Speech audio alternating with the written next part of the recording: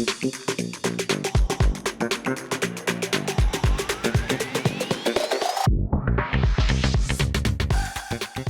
easiest way to explain the work that we do at the center is we design processes to try to avoid triggering the worst of human nature and to tap into the best.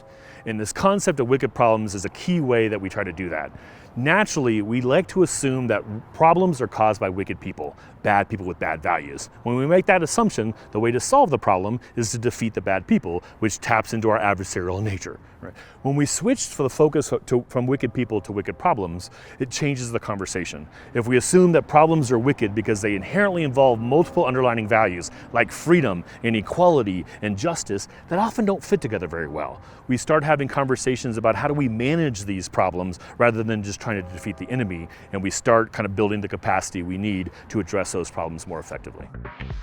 So the bad news is our brains are actually much more wired for outrage and polarization than they are for collaboration and deliberation. As humans, we love simple good versus evil stories. We see the world through these lenses of heroes, victims, and villains. That impacts what information we seek, who we have conversations with, even what we remember. Unfortunately, there's a growing number of bad faith actors, or what Amanda Ripley calls conflict entrepreneurs, that understand this human nature and take advantage of it to divide us for personal gain.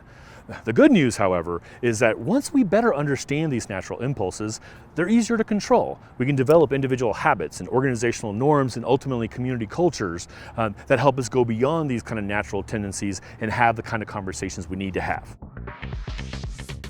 One tool for tough conversations is simply to be curious. One of my favorite ground rules that we use at the center is, it's okay to disagree, just do so with curiosity, not hostility. When we're engaging with conversations with people that we disagree with, having curiosity really opens up space for a much better conversation.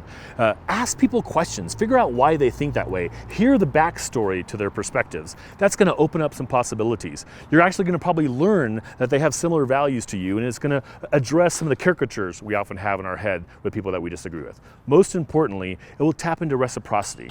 The more curious you are, it will naturally kind of lead to them being curious, and that's what's going to build a foundation for much tougher conversations down the road. One tool for tough conversations is the concept of moving from positions to interests, which I pull from Fisher and Urey's famous conflict resolution book, Getting to Yes. The idea here is our brains are wired to defend our existing perspectives. So when we focus on policies, what we want, we tend to kind of get stuck in this adversarial kind of win-lose kind of perspective. When we switch from a focus on positions to focus on interests, of the values we hold, of why are those issues important to us, it's much more fertile ground for useful conversation. We actually often learn that the people we disagree with have similar values, they might just prioritize those differently. And that really sets up a long-term conversation of how do we kind of find better balance between these values, or ideally kind of identify these creative win-win solutions that transcend those tensions. So one tool for tough conversations is to switch your primary goal from winning the argument to something easier. With short time, trying to win an argument and change someone's perspective is likely to backfire. You'll probably push further apart on the issue and actually harm the relationship. But if you focus on something like learning or building some connection, you'll likely be much more successful. Our brains are wired to think about the upside of our perspective and the downside of opposing perspective. So take the advantage of talking to someone you disagree with to fill in your blind spots.